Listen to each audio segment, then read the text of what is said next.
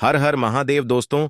आप सभी लोग जानते हैं कि 16 अगस्त 2024 के दिन यहां पर श्रवण महीने का शुक्रवार को पुत्रदा एकादशी पड़ रही है। इसीलिए दोस्तों, इस दिन का महत्व बहुत ही ज्यादा बड़ा होता है और इस दिन आप लोगों को हल्दी वाला उपाय जरूर करना चाहिए, जो कि पंडित जी ने अपनी अभी की ही कथा में यहां पर बताया हुआ है।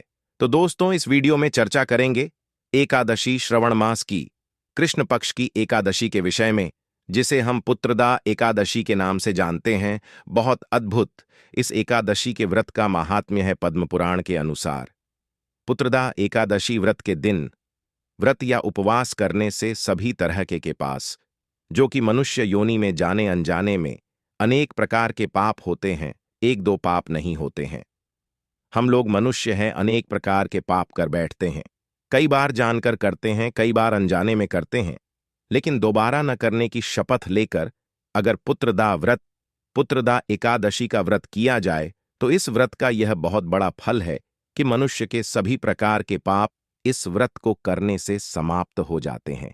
इस व्रत के पुण्य प्रताप कई यज्ञों के बराबर फल मिलता है।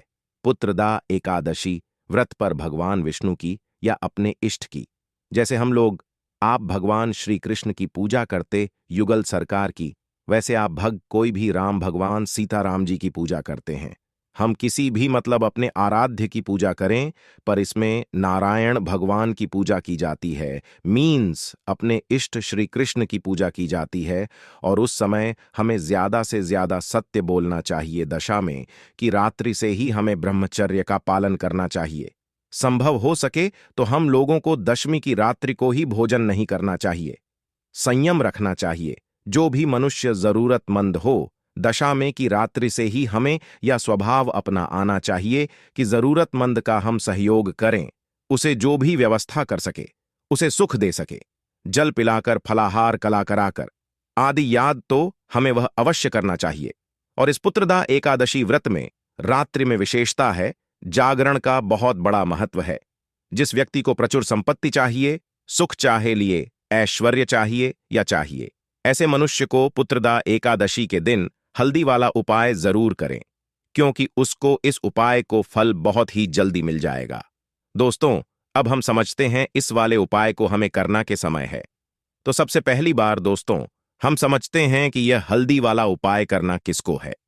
तो देखिए, यहां पर सीधी सी बात है कि यह हल्दी वाला उपाय जो उपाय है, यह किस लिए किया जा रहा है। यह मनोकामना को पूर्ण करने के लिए किया जा रहा है, या आपके जीवन में जो दुख और परेशानियां हैं उनको दूर करने के लिए किया जा रहा है, या आपका कोई बड़ा काम है जो कि नहीं हो पा रहा है, आप उसके लिए इस उपाय को कर सकते हो। तो सीधी सी बात यह है कि आप अपनी किसी भी प्रकार की मनोकामना के लिए इस वाले उपाय को कर सकते हो। तो यह उपाय वह व्यक्ति कर सकता है जिस व्यक्ति को अपनी किसी भी प्रकार की मनोकामना भगवान शिव जी से पूर्ण करवानी हो। और अगर कोई भी माताएं बहनें जो है अपने घर की सुख और शांति के लिए, घर में धन समृद्धि को बढ़ाने के लिए वाला उपाय करना चाहती हैं, तो घर की जो बड़ी माताएं बहनें होंगी वह इस हल्दी वाला उपाय को विशेष रूप से करें, क्योंकि माताएं बहनें घर की लक्ष्मी होती हैं, और जब घर की लक्ष्मी कोई विशेष उपाय करती है तो उसका फल ही जल्दी मिल जाता है और बहुत बड़ा होकर मिलता है। अन्यथा इस उपाय को कोई भी व्यक्ति कर सकता है, चाहे वह बड़ा हो, चाहे वह छोटा हो, चाहे वह बच्चा हो। जिस व्यक्ति को यह हल्दी वाला उपाय समझ आ गया, वह व्यक्ति इस हल्दी वाला उपाय को 16 अगस्त 2024 बृहस्पतिवार पुत्रदा एकादशी के दिन जरूर करें, क्योंकि उसको इस उपाय को फल बहुत ही जल्दी मिल जाएगा। क्योंकि शुक्रवार पुत्रदा एकादशी के दिन भगवान विष्णु जी बहुत आसानी से प्रसन्न हो जाते हैं। तो आइए अब हम समझते हैं कि इस हल्दी वाला उपाय को आपको करना कैसे है, और इस उपाय को करने का जो समय है वह क्या है। तो देखिए, इस 16 अगस्त 2024 शुक्रवार एकादशी के दिन किए जाने वाले यह हल्दी वाला उपाय जो उपाय है, यह मुख्य रूप से सुबह के समय होगा। कि समय होगा, सुबह के समय होगा। आपको कोशिश यही करनी है कि सुबह के समय हम इस हल्दी वाला उपाय को करने पर किसी कारणवश अगर आप सुबह इस उपाय को न कर पाओ, आपको कहीं काम से जाना हो या किसी और काम की वजह से आप उपाय को न कर पाओ, तो आपके पास फिर दूसरा मौका रहेगा, जो कि शाम के समय का रहेगा, प्रदोष काल का रहेगा। अब भाई, प्रदोष काल का समय भी एक बहुत ही लोगों के मन में प्रश्न बन जाता है कि भाई यह समय होता कब है, कितने बजे से लेकर कितने बजे यह समय होता है, ताकि हमें उपाय के लिए जो है करने का समय पता लग जाए। तो हम आपको बता दें, प्रदोष काल का जो एक समय होता है, शाम का समय वह होता है शाम के 6 बजे से लेकर शाम के 7 बजे के बीच का। इस समय के बीच में आप उपाय को करेंगे तो आपको उस उपाय का जरूर फल मिलेगा। तो शाम के 6 बजे से लेकर शाम के 7 बजे के बीच में आप लोग इस हल्दी वाला उपाय को कर सकते हो। तो भैया बहुत सारे लोग यहाँ पर यह प्रश्न भी जरूर करेंगे कि भाई हम तो नौकरी पर जाते हैं, हम अपनी ड्यूटी पर जाते हैं और आने में हमें देर हो जाती है, तो उस जगह पर हमें क्या करना चाहिए। तो देखिए, उन लोगों को भी टेंशन लेने की जरूरत नहीं है। अगर आप लोग इस उपाय को शाम के समय प्रदोष काल में कर रहे हैं और अगर आप आने में देरी भी हो जाती है, आपको आने में 7 बजे तक आप नहीं पहुंच पाते हो, तो भाई आप 7 या रात 8 बजे तक भी अगर उपाय को करोगे तो भी चल जाएगा। और अगर इससे भी थोड़ा देर हो जाती तो भी आप उपाय को कर सकते हो, क्योंकि 16 अगस्त 2024 वीरस्पतिवार पुत्रदा एकादशी का दिन है। यह दिन बहुत ही कम आता है पूरे साल भर में, इसलिए जब आपको मकान मिल जाए, जब आप इस उपाय को जरूर कर लेना। कोई भी उपाय हो, आप कभी भी कर सकते हो। शुक्रवार पुत्रदा एकादशी के दिन बस कोशिश करना कि समय के थोड़ा मतलब अंतर्गत ही का लो, पर किसी कारणवश अगर न कर पाओ तो फिर आप थोड़ा देरी से भी कर सकते हो, आपको उपाय का फल जरूर मिलेगा। तो चलिए जानते हैं इस एकादशी में किए जाने वाले उस खास उपाय के बारे में। लेकिन उससे पहले एक प्रार्थना, अगर आप चैनल पर नए हैं तो कृपया चैनल को सब्सक्राइब अवश्य कर लें। देखिए, पूरे साल में पढ़ने वाली इस महीने का एकादशी का बहुत से साधकों को इंतजार रहता है। श्रवण महीने का पूरा महीना भगवान विष्णु को समर्पित होता है, माता लक्ष्मी को समर्पित होता है, माता तुलसी को समर्पित होता है, और इस एकादशी में किए जाने वाला यह उपाय हमें हर हर महादेव की कृपा भी प्राप्त करा देता है। देखिए, इस वीडियो में हम लोग पूज्य गुरु जी द्वारा बताए गए कुछ बहुत ही खास उपाय जानेंगे। लेकिन इन उपायों से पहले आप एक बात जान लीजिए कि आपको इस एकादशी में या फिर किसी भी एकादशी में किसी भी पेड़ की, किसी भी पौधे की कोई आपत्ति नहीं, तोड़नी नहीं है। पूज्य गुरु जी अपनी शिव महापुराण की कथा में यह बात कई बार कह चुके हैं कि आपको कोई भी पट्टी या कोई भी डंडी तोड़नी नहीं होती है। खास तौर से एकादशी के दिन बिल्कुल भी आपको नहीं तोड़ना है। इसी के साथ आपको एक और बात का ध्यान रखना है कि आप जब भी सुबह स्नान करें, किसी भी साल में पढ़ने वाली जितनी भी एकादशी होती है, उन सभी एकादशी में आप अपना एक नियम बना लीजिए कि एकादशी जब आएगी तो उस दिन आप सुबह जब स्नान करेंगे तो उसमें एक चुटकी हल्दी मिला लेंगे। गुरुजी कहते हैं, अगर यह नियम आप पूरे साल की एकादशी में ले लेते हैं तो आप स्वयं देखेंगे कि एक साल पहले आपका जीवन कैसा था और एक साल बाद आपका जीवन कैसा होगा। क्योंकि हल्दी डालकर जब भी हम लोग स्नान करते हैं तो गुरुजी कहते हैं कि इससे हमारे जीवन का दुर्भाग्य समाप्त होता है, माता लक्ष्मी की कृपा प्राप्त होती है, हमारे जीवन में धन आकर्षित होता है और हमारी सारी दरिद्रता समाप्त हो जाती है। इसलिए आपको यह नियम जरूर लेना चाहिए। अब बात करते हैं पूज्य गुरुजी द्वारा बताए गए सबसे बड़े उपाय के बारे में, जो आपको इस एकादशी के दिन में करना है। देखिए, इस बार की एकादशी बहुत ही महत्वपूर्ण है। आप सभी जानते हैं, श्रवण महीने का भगवान नारायण को समर्पित होता है और यह एकादशी भी पड़ रही है 16 अगस्त 2024 शुक्रवार पुत्रदा एकादशी। देखिए, इस उपाय के लिए आपको एक दीपक ले लेना है।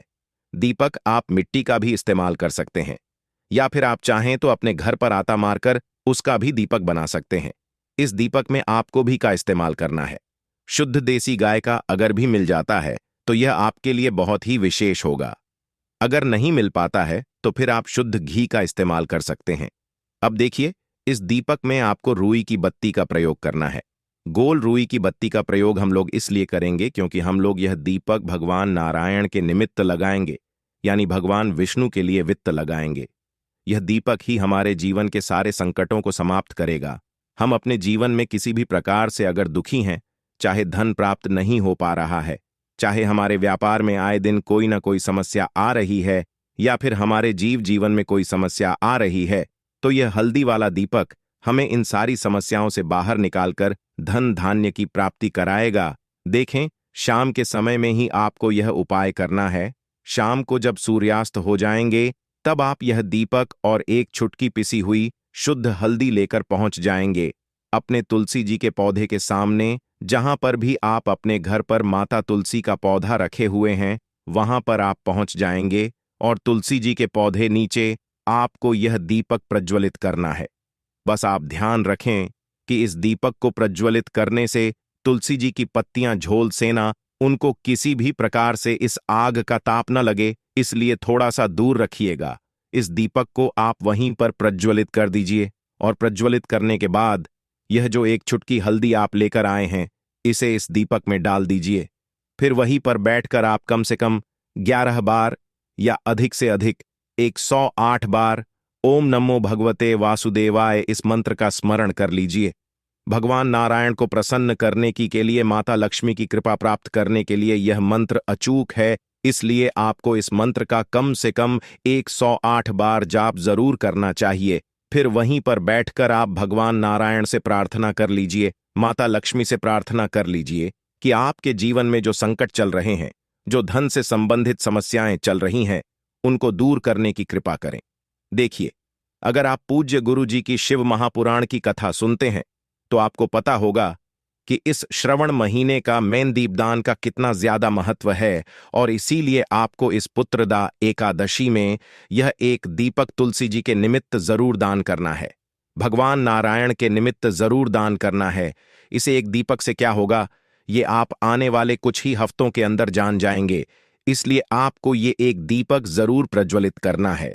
अब इसके बाद बात करते हैं गुरुजी द्वारा बताए गए दूसरे खास उपाय के बारे में। क्योंकि वीरस्पतिवार के दिन पुत्रदा एकादशी पड़ रही है, इसलिए आपको इस उपाय के लिए 7 चने की दाल ले लेनी है। सेवन चने की दाल ले लीजिए और फिर 1 या 2 टुकड़े गुट के ले लीजिए।